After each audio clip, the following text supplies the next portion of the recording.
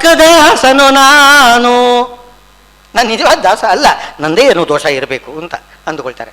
ಬಕ್ಕದಾಸನು ನಾನು ವಿಜಯ ವಿಠಲ ನಿನ್ನ ಲೆಕ್ಕಕ್ಕೆ ಮೊದಲು ಎನಿಸುವೆನೇನಯ್ಯ. ಲೆಕ್ಕಕ್ಕೆ ಮೊದಲು ಅಂತ ಅನ್ನಿಲ್ಲ, ಮೊದಲು ಪ್ರಥಮ ಮೊದಲನೇ ದಾಸ ಅಂತ ಅನಿಸೋದಿಲ್ಲ. ಬೊಕ್ಕ ದಾಸ ಅವನು, ನಿಜವಾದ ದಾಸನೇ ಅಲ್ಲ ಅಂತಂತ.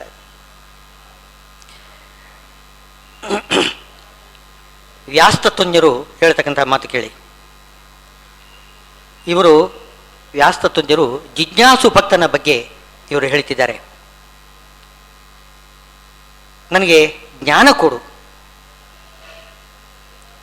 ಎಂತು ರಕ್ಷಿಪೆ ಎನಗಂತೂ ಶಿಕ್ಷಕರಿಲ್ಲ, ಎಂತು ರಕ್ಷಿಪೆ ಎನಗಂತೂ ಶಿಕ್ಷಕರಿಲ್ಲ, ಸಕಲ ಸಂಶಯಗಳ ವಿಕಳವ ಮಾಡಿಸಿ ಅಕಳಂಕ ಮತಿ ಸೋಮ ಸುಕಲ ಮಾಡುವರಿಲ್ಲ.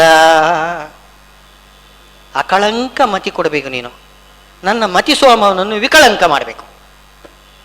ಸೋಮ ಅಂತಂದರೆ ಕಳಂಕ ಇರ್ತದೆ ನೋಡಿ, ಚಂದ್ರನಲ್ಲಿ ಕಲೆ ಇರ್ತದೆ, ಅವನು ಸಕಳಂಕ. ಆ ಸಕಳಂಕನನ್ನು ವಿಕಳಂಕ ಮಾಡಬೇಕು, ನನ್ನ ವಿಕಳಂಕವನ್ನು ಸಕಳಂಕ ಮಾಡಬೇಕು. ಯಾವುದು ಮತಿ, ಅದು ಏನಾಗ್ತದೆ ವಿಕಳವ ಮಾಡಿಸಿ ಎಲ್ಲ ಸಂಶಯಗಳನ್ನು, ಮನಸ್ಸಿನಲ್ಲಿ ಇರತಕ್ಕಂತಹ ಸಂಶಯವನ್ನು ವಿಕಳವನ್ನಾಗಿ ಮಾಡಬೇಕು, ಸಂಶಯವನ್ನು ಹೋಗಲಾಡಿಸಬೇಕು. ಅಲ್ಲಿ ಶಬ್ದದ ಸ್ವಾರಸ್ಯ ಅವರು ಹೇಳ್ತಾರೆ. ನನ್ನ ಮತಿಯಲ್ಲಿ ಇರತಕ್ಕಂತಹ ಆ ಸಂಶಯ ಎಂಬುದೊಂದು ವಿಕಳ, ಅದನ್ನು ವಿಕಳ ಮಾಡಬೇಕು. ವಿಕಳ ಅಂದರೆ ಕಲ, ಒಂದು ಅಂಶನೂ ಕೂಡ ಇರಬಾರ್ದು, ಪೂರ್ತಿ ಹೊರಟು ಹೋಗಬೇಕು ಸಂಶಯ. ಹಾಗೆ ನನ್ನ ಮತಿ ಸೋಮ ಇದಾನಲ್ಲ, ಒಳ್ಳೆ ಬುದ್ಧಿಯ ಚಂದ್ರ, ಅವನನ್ನು ಅಕಳಂಕ ಮಾಡಬೇಕು, ಅಲ್ಲಿ ಕಳಂಕ ಇರಬಾರ್ದು. ಪರಿಪರಿ ಬಗೆಯಿಂದ ಪರತತ್ವಗಳನ್ನು ಅರಿದು ತಿಳಿಸುತ್ತಾ ಎಚ್ಚರಿಪರೋ ಎನಗಿಲ್ಲ. ಇದೆ, ನನಗೆ ದುಃಖ ಆಗಿದೆ. ಪರಿಪರಿ ಬಗೆಯಿಂದ ಪರತತ್ವಗಳನ್ನು ಅರಿತು ತಿಳಿಸುತ್ತಾ ಎಚ್ಚರಿಪರು ಎನಗಿಲ್ಲ. ಗುರುಗಳಿಲ್ಲ. ವಿಜ್ಞಾನ ಭಾನುಮತಿ ಕಾಲಬಲೆಯನಲೀನೇ ದುರ್ಭಾಷ್ಯ ಸಂತಮಸ ಸಂತತಿತೋ ಜನೇಂಧೇ. ಅಲ್ಲಿ ಸುಮಧು ವಿಜಯದಲ್ಲಿ ಹೇಳ್ತಕ್ಕಂಥದ್ದು. ವಿಜ್ಞಾನ ಭಾನುಮತಿ, ವಿಜ್ಞಾನದ ಸೂರ್ಯ ಮುಳುಗಿಬಿಟ್ಟಿದ್ದಾನೆ, ಕಗ್ಗತ್ತಲು ಎಲ್ಲ ಕಡೆಗೂ ಹೋಗಿದೆ, ಸಜ್ಜನರಿಗೆ ದಾರಿ ಕಾಣಿಸ್ತಾ ಇಲ್ಲ. ಓ ಯೋಗ್ಯ ಗುರುಗಳು ಬರಲಿಲ್ಲ, ನನಗೆ ಬೇಗ ಗುರುಗಳನ್ನು ದಯಮಾಡು, ನನಗೆ ಕರುಣಿಸು ಅಂತ ಕೇಳ್ಕೊಳ್ತಾ ಇದ್ದಾರಂತೆ ಜನ. ಆಗ ಶ್ರೀಮದ್ ಆಚಾರ್ಯರನ್ನು ಭೂಮಿಗೆ ಕಳಿಸಿಕೊಟ್ಟ ಭಗವಂತ. ಸುಮಧ್ವಿದಲ್ಲಿ ಹೇಳ್ತಕ್ಕಂಥ ಮಾತು. ಅರಿದು ತಿಳಿಸುತ್ತ ಎಚ್ಚರಿಪರು ಎನಗಿಲ್ಲ, ಹಲವು ಪರಿಯಲ್ಲೆನ್ನ ಸಲಹುವ ಗುರುದೇವ ಕುಲಪ ವಾಸುದೇವ ವಿಠಲ ನೀ ಕರುಣಿಸು. ನನ್ನನ್ನು ನೀ ಕರುಣಿಸಬೇಕು ವಾಸುದೇವ ವಿಠಲ. ಹಲವು ಪರಿಯಲ್ಲೆನ್ನ ಸಲಹುವ ಗುರುದೈವ ಕುಲಪ. ಹೀಗೆ ಹೇಳ್ತಾರೆ.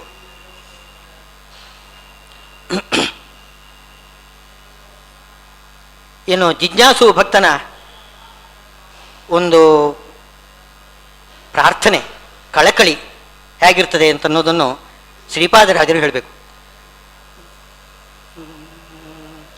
ಸುಮ್ಮನೆ ವೈಷ್ಣವನೆಂಬಿರಿ ಪರಬೊಮ್ಮ ಸುಜ್ಞಾನವ ನರಿಯದ ಮನುಜನ, ಸುಮ್ಮನೆ ವೈಷ್ಣವನೆಂಬಿರಿ.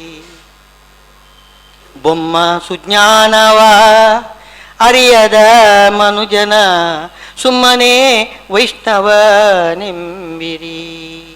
ಮುಖವ ತೊಳೆದು ನಾಮವ ನಿಟ್ಟೆನಲ್ಲದೆ, ಸುಖತೀರ್ಥ ಶಾಸ್ತ್ರವನ್ನು ಓದಿದ್ದೇನೆ.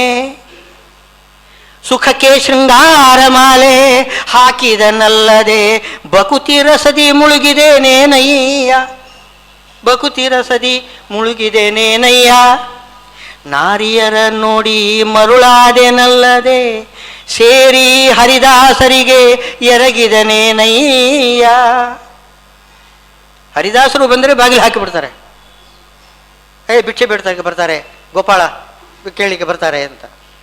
ಅದೇ ನಾರಿಯರನ್ನು ನೋಡಲಿಕ್ಕೆ ಬಾಗಿಲು ತೆರೆದು ನೋಡ್ಕೊಳ್ಳಿ, ಬಂದು ಹೋಗತಕ್ಕಂಥ ಪರನಾರಿಯರನ್ನು ನೋಡಲಿಕ್ಕೆ.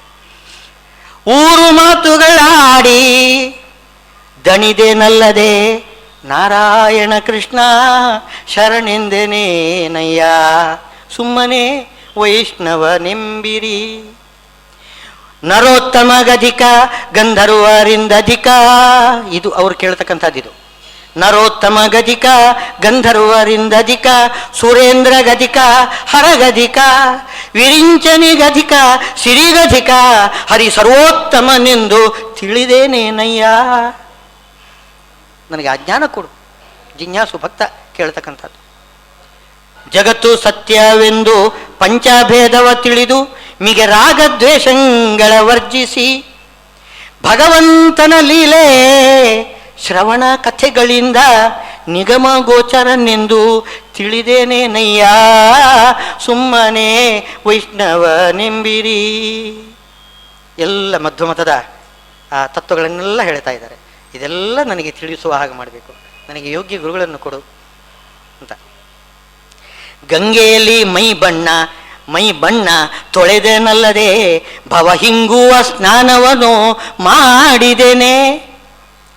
ರಂಗ ವಿಠಲ ನಿನ್ನ ನಿಜವಾದ ದಾಸರ ಸಂಗ ಸುಖವೆಂದು ತಿಳಿದೇನೇನಯ್ಯ. ಸುಮ್ಮನೆ ವೈಷ್ಣವ ನೆಂಬಿರಿ. ಪರಬೊಮ್ಮ ಸುಜ್ಞಾನವ ನರಿಯದ ಮನುಜನ ಅಂತ ಆ ಜಿಜ್ಞಾಸು ಭಕ್ತ ಪ್ರೀತಿಯಿಂದ ಏನು ಹೇಳಬೇಕು, ನನಗೆ ಜ್ಞಾನ ಕೊಡು ಅಂತ ಬೇಡಿಕೊಳ್ಬೇಕು.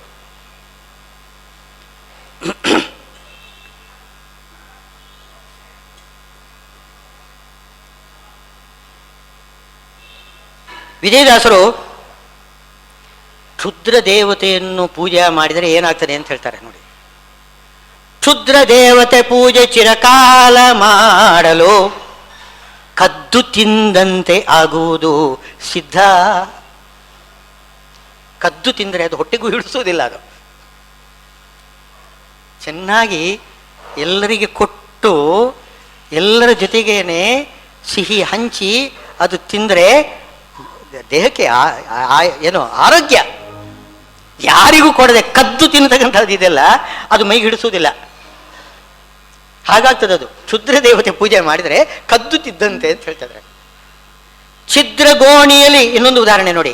ಛಿದ್ರಗೋಣಿಯಲ್ಲಿ ಉತ್ತಮ ಸರಕನ್ನು ತುಂಬೆ ಬಿದ್ದು ಹೋಗದಲೇ ಸೇರುವುದೇ ತನ್ನ. ಗೋಣಿಯೊಳಗೆ ಗೋಣಿ ಚೀಲ, ಅದು ಛಿದ್ರ ಇದೆ, ತುಂಬ ಛಿದ್ರಗಳಿದೆ. ಅದರಲ್ಲಿ ಮುತ್ತು ರತ್ನಗಳನ್ನು ತಂದು ತುಂಬಿಕೊಂಡು ಅದನ್ನು ಎತ್ತಿಕೊಂಡು ಮನೆಗೆ ಹೊರಟ್ರೆ, ಮನೆಗೆ ಹೋಗುವಾಗ ದಾರಿಯಲ್ಲೆಲ್ಲ ಅದು ಬಿದ್ದಿರ್ತದೆ. ಮನೆಗೆ ಹೋಗುವಾಗ ಬರೀ ಗೋಣಿ ಚೀಲ ಮಾತ್ರ ಅಷ್ಟೇ. ಹೀಗಾಗ್ತದೆ. ಬೇರೆ ದೇವತೆಗಳ ಸೇವಾ ಮಾಡಿದರೆ ಅದು ಸೋರಿ ಹೋಗ್ತದೆ, ಯಾವುದೂ ನಿಲ್ಲುವುದಿಲ್ಲ. ಅಂದರೆ ಬೇರೆ ದೇವತೆಗಳನ್ನೇ ಸ್ವತಂತ್ರವಾಗಿ ಉಪಾಸನೆ ಮಾಡಿಕೊಡುದು. ಉದ್ಧಟತನ ಬಿಡು, ಉಚಿತ ಸಾಧನದಿಂದ ಸಿದ್ಧ ಸಂಕಲ್ಪ ಶ್ರೀ ವಿಜಯ ವಿಠಲನ್ನ ಉದ್ದಿನಷ್ಟು ನೆನೆದು ಉದ್ಧಾರವಾಗೋ. ಸಾಕು. ಎಷ್ಟು ಜೋರಾಗಿ ಏನೋ ಕ್ಷುದ್ರ ದೇವತೆಯನ್ನು ಚಿರಕಾಲ ಸೇವಾ ಮಾಡ್ತೀರಿ ನೀವು.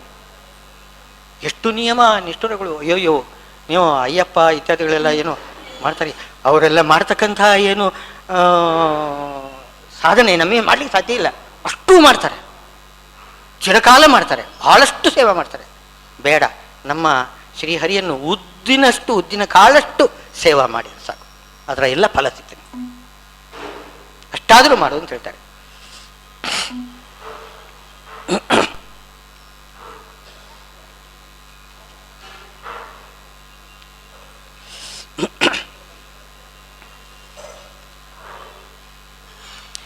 ಈ ಅರ್ಥಾರ್ಥಿ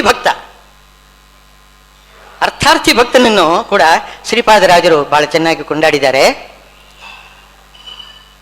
ಯಾಕೆ ಪುಟ್ಟಿಸಿದೀನಿ ಸಾಕಲಾರದೆ ಜಗದೇಕ ಕಾರಣ ಪುರುಷನೇ ಕೃಷ್ಣ.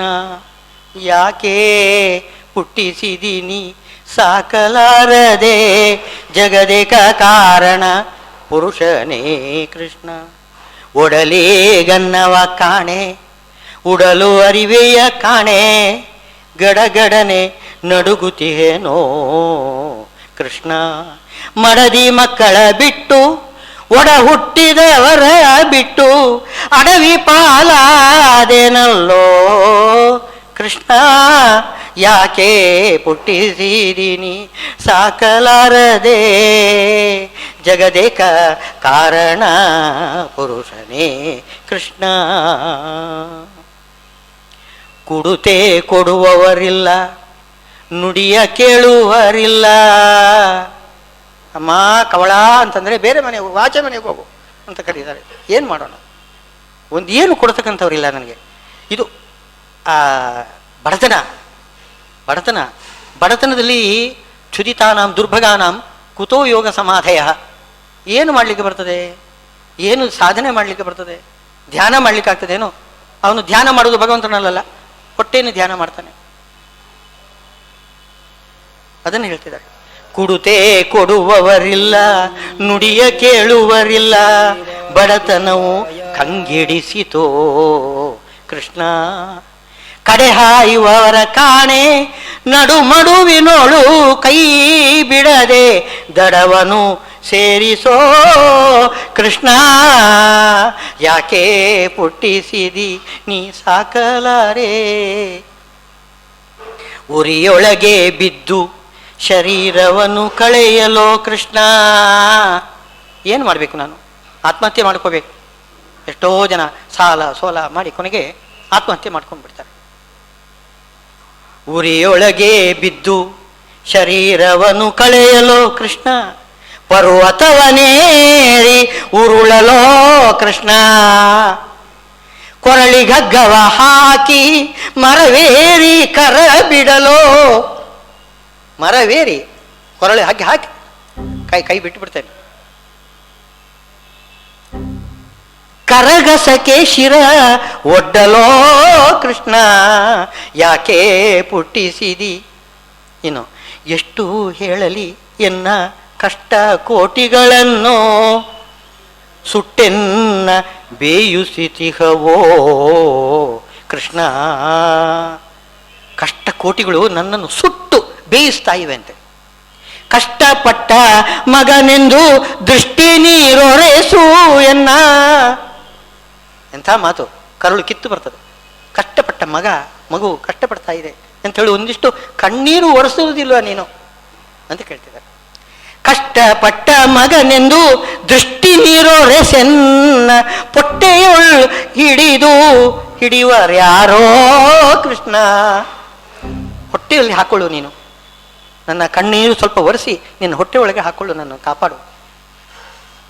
ಕೃಷ್ಣನ ಮೊಜ್ರಕ್ಕೆ ಬೆಟ್ಟ ದುರಿತವು ನೀಗೆ. ಬೆಟ್ಟ ದುರಿತ ಹೋಗ್ತಾ ಇದೆ. ಕೃಷ್ಣ ನಾಮ ಒಂದು ಸಾಕು. ಬೆಟ್ಟದಷ್ಟು ಇರತಕ್ಕಂಥ ಪಾಪ ಅದು ಹೊರಟೋಗ್ತದೆ. ಥಟ್ಟನೆ ಬಂದು ನೀನು ಕೃಷ್ಣ. ನಾನು ಕೃಷ್ಣ ಕೃಷ್ಣ ಅಂತ ಎಷ್ಟು ಸಲ ಹೇಳಿದ್ದೇನೆ. ಒಂದು ಸಲ ಕೃಷ್ಣ ಅಂತ ಹೇಳಿದರೆ ಎಲ್ಲ ದುರಿತಗಳು ಪಾಪ ಹಾರಿ ಹೋಗ್ತಾ ಇದೆ. ನೀನು ಯಾಕೆ ನನ್ನ ಬಳಿಗೆ ಬರಲಾರೆ ನೀನು? ಇಷ್ಟವನ್ನು ಸಲ್ಲಿಸಿ ಗುಟ್ಟಿಲಿ ಶ್ರೀರಂಗ ವಿಠಲ್ಲ ಎನ್ನ ಕಾಯೋ ಕೃಷ್ಣ. ಯಾಕೆ ಪುಟ್ಟಿಸಿದೀನಿ ಸಾಕಲಾರದೆ ಜಗದೇಕ ಕಾರಣ ಪುರುಷನೇ ಕೃಷ್ಣ. ಇದು ಐಶ್ವರ್ಯವನ್ನು ಬಯಸ್ತಾ ಇದ್ದಾರೆ ಕಾಮ್ಯಕರ್ಮಿಗಳು ಅಂತ ಹೇಳಿ ಅವರನ್ನು ದೂರ ಇಡತಕ್ಕಂಥದ್ದಲ್ಲ. ಈ ರೀತಿ ಕಷ್ಟದಲ್ಲಿ ನನಗೆ ಬೇಕಾದ ಸಂಪತ್ತು ಕೊಡು, ನನ್ನನ್ನು ಬಾಳುವಂತೆ ಮಾಡು, ನನಗೆ ಬದುಕು ಕೊಡು, ಆಗ ಏನಾದರೂ ಸಾಧನೆ ಮಾಡ್ತೇನೆ. ನಾನು ಇಲ್ಲದೆ ಹೋದರೆ ಕೊರಳಿಗೆ ಹಗ್ಗ ಹಾಕೊಂಡು ಸಾಯ್ಬೇಕಾಗುತ್ತೆ. ಏನು ಸಾಧನೆ ಇಲ್ಲ ಅಂತ ಆಗಿಬಿಡ್ತದೆ. ಇದು ಏನು ಅರ್ಥಾರ್ಥಿ ಭಕ್ತ ಈ ರೀತಿ ಬೇಡಿಕೊಳ್ಬೇಕು. ಅಂದ ಅವನು ಕೂಡ ಉದಾರ ಶ್ರೇಷ್ಠನೇ. ಕೃಷ್ಣ ನನ್ನನ್ನು ಕಾಪಾಡು ಅಂತ ಬೇಡ್ಕೊಂಡು ಬರ್ತಾ ಇದ್ದಾನಲ್ಲ, ಅವನು ಸಾಮಾನ್ಯ ಇದಲ್ಲ, ಅವನು ಭಕ್ತನೇ, ಶ್ರೇಷ್ಠ ಭಕ್ತನೇ. ಇಂಥ ಭಕ್ತರನ್ನು ಭಗವಂತ ಬಹಳ ಪ್ರೀತಿಯಿಂದ ನೋಡಿಕೊಳ್ತಾನೆ ಅಂತನ್ನೋದನ್ನು ವಿಜಯದಾಸರು ಹೇಳಬೇಕು. ಬಕುತರಾಡಿದ್ದೇ ಆಟ, ಬಕುತರು ಮಾಡಿದ್ದೆ ಮಾಟ, ಬಕುತರು ನೋಡಿದ್ದೆ ನೋಟ, ಬಕುತರು ಕಾಡಿದ್ದೆ ಕಾಟ. ಬಕುತರು ಕಾಡಿದ್ದೆ ಕಾಟ, ಬಕುತರು ಉಂಡಿದ್ದೆ ಊಟ, ಬಕುತರು ಕೂಡಿದ್ದೆ ಕೂಟ, ಬಕುತರು ಓಡಿದ್ದೆ ಓಟ, ಬಕುತರಿಂದವೇ ನೀಟ. ಬಕುತರ ಅಂದವೇ ನೀಟ, ಬಕುತರ ಅಂದವೇ ನೀಟ, ನೀಟ ಅಂದ್ರೆ ಅಂದ, ಅರ್ಥ ಒಂದೇ, ಅವರ ಅಂದವೇ ಅಂದ. ಬಕುತರ ವಶನೇ ಬಕುತರಾಧೀನನೇ, ಬಕುತರಿಗಾಗಿ ಬಾಳುವ ದೈವವೇ. ಬಕುತರ ಬಾಯಿಂದ ಹೊರಟಾಕ್ಷಣ ನುಡಿ ಅಕಟ ಲಾಲಿಸುತ್ತಿಪ್ಪ ಓವಿಗನೇ. ಏನು ಮಾತು ಹೊರಡಿದ್ರೆ ಇಲ್ಲೋ ಅಂತ ಕಾಯ್ತಾ ಇರ್ತಾನಂತೆ. ಬಕುತರ ಮಾತನ್ನು ಕೇಳ್ತಾ ಇದ್ದಾನೆ. ಏನು ಕೂಗುವ ಧ್ವನಿ ಕೇಳಲಿಲ್ಲವೋ ದೊರೆ ಅಂತ ಇವರು ಹೇಳ್ಕೊಂಡಿರ್ಬೋದು, ಆದರೆ ಇವರು ಕೂಗಿಲ್ಲ. ಕೂಗಿದ್ರೆ ಅವನು ಖಂಡಿತವಾಗಿಯೂ ಕೇಳಿಸ್ಕೊಳ್ತಿದ್ದ. ಕೂಗಿದ್ರೆ ಖಂಡಿತ ಕೇಳಿಸ್ಕೊಳ್ತಾನೆ. ಒಂದೇ ಕೂಗಳತೆ ವೈಕುಂಠಕ್ಕೆ. ಬಗುತರ ಬಾಯಿಂದ ಪೊರಟಾಕ್ಷಣ ನುಡಿ ಅಕಟ ಲಾಲಿಸುತ್ತಿಪ್ಪ ಓವಿಗನೇ. ಬಕುತರು ಮಾಡುವ ಚರಿತೆಯನ್ನು ನೋಡಿ ಸುಖಪಟ್ಟು ಹಿಗ್ಗಿ ನಗುವ ದಾತರ ದಾತ, ಬಕುತರ ಆಡಿದ್ದೆ ಆಟ. ಬಕುತರ ಸುಖ ಅವನಿಗೂ ಸುಖ ಅಂತೆ. ನಾವು ಅದನ್ನು ಗಮನದಲ್ಲಿ ಇಟ್ಟುಕೊಳ್ಬೇಕು. ನಾನು ಸುಖ ಪಡುವುದು ಅವನಿಗೆ ಸುಖ, ಅಷ್ಟು ಪ್ರೀತಿ. ನಮ್ಮ ಮಕ್ಕಳು ಚೆಂದಾಗಿದ್ದರೆ ನಮಗೆಷ್ಟು ಸುಖ ಆಗ್ತದೆ, ಹಾಗೆ ಭಕ್ತರು ಚೆಂದಾಗಿದ್ದರೆ ಬಹಳ ಸುಖ ಭಗವಂತನಿಗೆ. ಅಂದರೆ ಅದರಿಂದಲೇ ಸುಖ ಅಂತ ಅರ್ಥ ಅಲ್ಲ, ಹಾಗೆ ಮಾತ್ರ ತಿಳ್ಕೋಬಾರ್ದು. ಸುಖ ತಾನು ಅಚಿಂತ್ಯ ಶಕ್ತಿಯಿಂದ ತಾನು ವ್ಯಕ್ತ ಮಾಡಿಕೊಳ್ತಾನೆ, ಕುಣಿತಾನೆ, ಆನಂದ ಪಡ್ತಾನೆ. ಲೀಲೆ, ಇದಕ್ಕೆ ಹೇಳೋದು ಲೀಲೆ. ಅಚಿಂತ್ಯ ಶಕ್ತಿಯಿಂದ ಅವನು ತೋರ್ತಕ್ಕಂಥ ಲೀಲೆ. ಭಕ್ತರ ಸುಖ ಭಗವಂತನಿಗೆ ಸುಖ. ಬಕುತರು ಕೊಟ್ಟ ಮಾತಿಗೆ ಸಲೆಯೇನು ತಲಿ ಮಕುಟವ ತೂಗುವ ಅಪ್ರಾಕೃತನೇ. ಅವನು ತಲೆದೂಗ್ತಾ ಇರ್ತಾನಂತೆ. ಅವನು ಏನು ಹೇಳಿದ್ರು ಹಾ ಹಾ ಹಾ ಒಪ್ತೇನೆ, ಸರಿ ತಲೆದೂಗ್ತಾನೆ, ಹೌದು ಹೌದು ಹೌದು ಅಂತಂತಾನೆ. ಬಕುತಿ ಪಾಶಕ್ಕೆ ಬಪ್ಪ ವಿಜಯ ವಿಠಲ ನಿನ್ನ ಬಕುತ ವತ್ಸಲತನಕ್ಕೆ ನಮೋ ನಮೋ ಎಂಬೆ. ಇನ್ನೇನು ಹೇಳಿಕ್ಕೆ ಬರೋದಿಲ್ಲ. ನಮೋ ನಮೋ. ಭಕ್ತರ ಪಾಶಕ್ಕೆ ಭಕ್ತಿ ಬಂಧನವಶಃ ಪ್ರೀತೋಸ್ತು ಕೃಷ್ಣ ಪ್ರಭು ಅಂತ ವಾದಿರಾಜರು ಹೇಳ್ತಾರೆ ನೋಡಿ. ಆ ಕೃಷ್ಣ ಪ್ರಭು ಇದ್ದಾನಲ್ಲ, ಕರ್ಮಂದೀಶ್ವರ ಭಕ್ತಿ ಬಂಧನ ವಶಃ ಪ್ರೀತೋಸ್ತು. ಅಲ್ಲಿ ತಾನೇನೋ ಪಾಶ ಹಿಡ್ಕೊಂಡಿದ್ದಾನೆ, ಆ ಪಾಶ ಅವನನ್ನು ಕಟ್ಟಿ ಹಾಕುವುದಿಲ್ಲ. ಅವನನ್ನು ಕಟ್ಟಿ ಹಾಕಲಿಕ್ಕೆ ಪಾಶ ಅಲ್ಲಿರ್ತಕ್ಕಂಥ ಏನೋ ಕರ್ಮಂದೀಶ್ವರರು ಯತೀಶ್ವರರು ಭಗವಂತನ ಪೂಜೆ ಮಾಡ್ತಾರಲ್ಲ, ವಾದಿರಾಜರು ಮುಂತಾದವರೆಲ್ಲ ಯತಿಗಳು ಏನು ಪೂಜೆ ಮಾಡಿದ್ದಾರೆ, ಅವರ ಭಕ್ತಿ ಬಂಧನ ವಶವಾಗಿ ಗಟ್ಟಿ ನಿಂತುಕೊಂಡಿದ್ದಾನೆ, ಅಲ್ಲಾಡುವುದಿಲ್ಲ. ಆ ರೀತಿ ಪ್ರತಿಷ್ಠೆ ಮಾಡಿಬಿಟ್ಟಿದ್ದಾರೆ ಶ್ರೀಮದ್ ಆಚಾರ್ಯರು. ಭಕ್ತಿ ಬಂಧನದಿಂದ ಕಟ್ಟಿ ಹಾಕಿಬಿಟ್ಟಿದ್ದಾರೆ.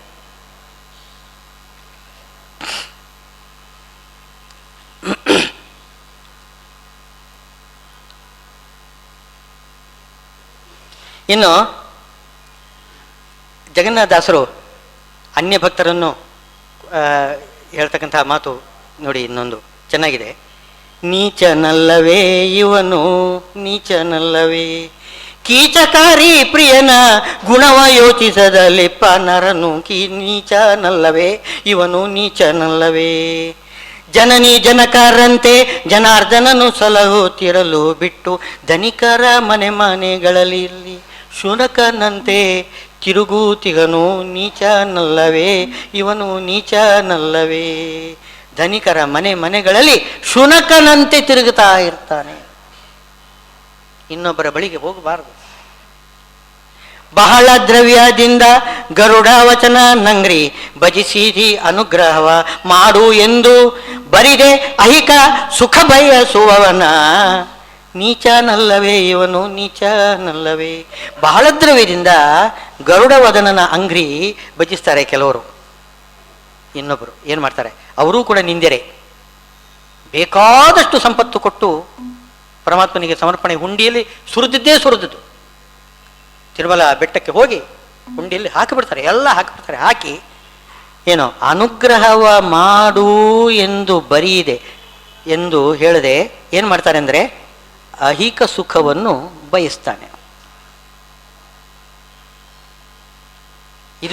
ಇವನು ನೀಚ. ಇವನು ನಿಜವಾಗಿಯೂ ಕೂಡ ಏನೋ ಭಕ್ತನಲ್ಲ. ಭಕ್ತಿಯಿಂದ ನೀವು ಒಂದು ಬಿಂದು ಗಂಗೋದಕ, ಒಂದು ತುಳಸಿ ದಳ, ಒಂದು ಬಿಂದು ಗಂಗೋದಕ ಭಕ್ತಿಯಿಂದ ಕೊಟ್ಟು ನಿನ್ನ ಅನುಗ್ರಹ ಆಗಬೇಕು ಅಂತ ಬೇಡಿಕೊಂಡ್ರೆ ಅದೇ ದೊಡ್ಡ ಭಕ್ತಿ.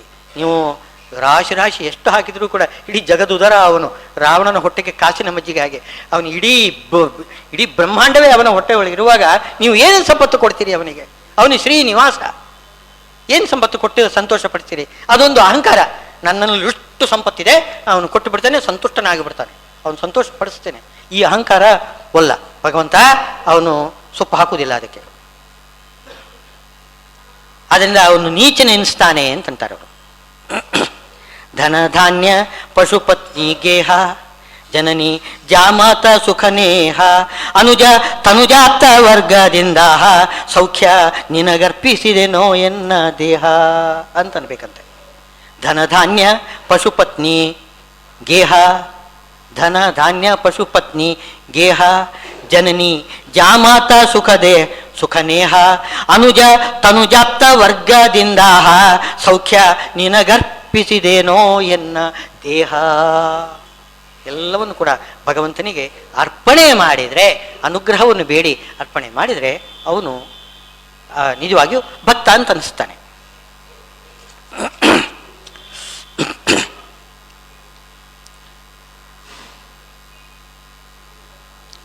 ಹೀಗೆ ಭಗವಂತ ಹೇಳ್ತಕ್ಕಂಥ ಆ ಜ್ಞಾನಿ ಭಕ್ತ ಅತ್ಯಂತ ಶ್ರೇಷ್ಠ. ಅವನ ಆ ಒಂದು ಮಟ್ಟಕ್ಕೆ ಏರ್ತಕ್ಕಂಥವರು ಕ್ರಮವಾಗಿ ಏನು ಆರ್ತ ಜಿಜ್ಞಾಸು ಅರ್ಥಾರ್ಥಿ ಭಕ್ತರು. ಕೊನೇ ಮೆಟ್ಟಲಿಗೆ ಹೋಗತಕ್ಕಂತಹ ಉದ್ದೇಶ ಇಟ್ಟುಕೊಳ್ಳಲೇಬೇಕು ಅಂಥವರು ಮಾತ್ರ ನಿಜವಾಗಿ ಭಕ್ತರು. ಸರ್ವೇ ಏವ ಉದಾರಾಹ, ಅವರಲ್ಲೆಲ್ಲರಲ್ಲೂ ಕೂಡ ನಾನು ಪ್ರೀತಿ ಇಟ್ಟುಕೊಂಡಿದ್ದೇನೆ ಎಂಬುದಾಗಿ ಭಗವಂತ ಹೇಳ್ತಾ ಇದ್ದಾನೆ. ಇಂಥ ಇವಲಿಗೆ ನನ್ನ ಇಂದಿನ ಪ್ರವಚನ ಅಂತಾರೆ.